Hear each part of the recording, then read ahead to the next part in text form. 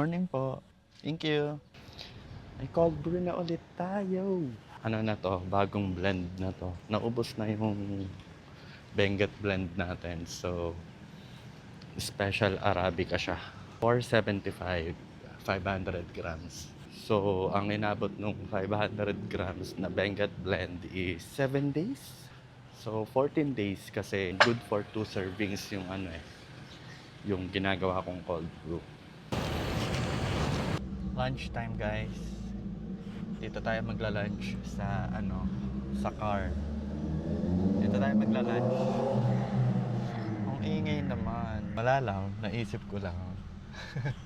Gusto ko kasing maging amoy adobo tong kotse. Ang food natin ay spicy chicken adobo ng 7-Eleven. Ngayon lang natin siya matitikman.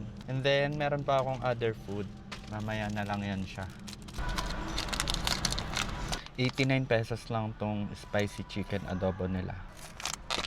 Ah! Mabango. Amoy adobo. Hala, kailangan pala ng lamesa guys.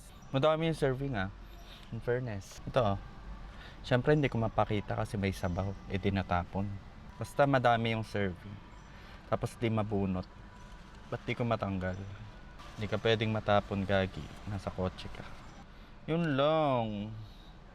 Medyo mahirap tanggalin sa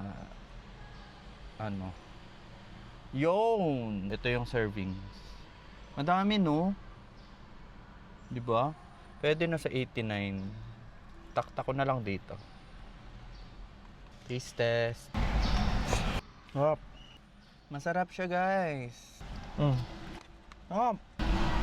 Hindi siya ganun ka-spicy, pero sarap.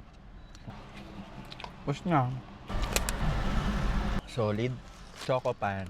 39 lang to, dalawa na.